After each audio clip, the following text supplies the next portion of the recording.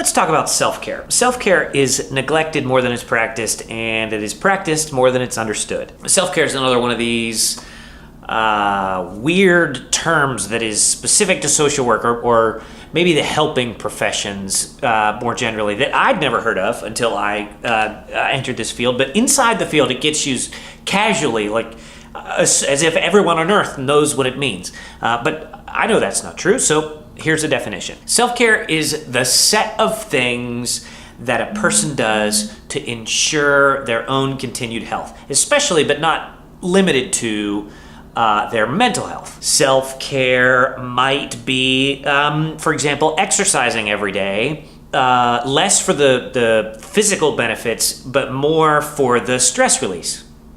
That's self-care. However, I have noticed that a lot of people, mostly people who are new to the field of social work, use the term self-care when what they mean is indulgence, as in, I'm going to sit on my couch and eat ice cream out of the carton and watch Netflix all day. Hashtag self-care. Now that sounds fun and all, and a little indulgence here and there can be quite good for your long-term mental health. However, indulgence and self-care are not the same thing, and it's flat out dangerous to treat them like they are. See, self-care is like maintenance. It's like an oil change or a brake service. It's the things that you do to ensure that your mind and your heart and your body are in tip-top shape the next time that you need to call on them. Those things are important, especially when your mind and your body and your heart experience a regular stress as a result of your work.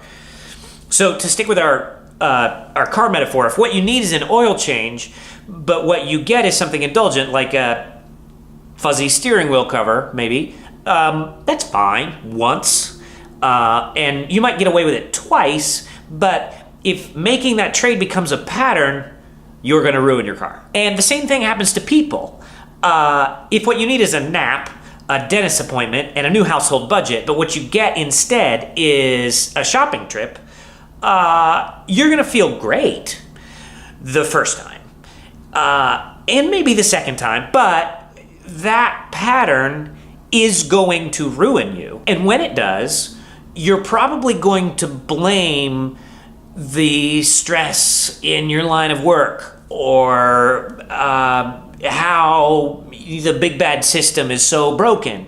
When none of those things are true. Actually, you just skipped your regularly scheduled maintenance. So give your heart and your mind and your body what they need, whether or not it's fun, whether or not it feels good. That is what self-care is about. Now, self-care is different from everybody. What you need and what I need to ensure that our respective selves are in tip-top shape the next time we call on them is going to be different. The self-care you need is going to be different situation by situation. The same person experiencing stress in a different way will need a different kind of maintenance. So that is self-care.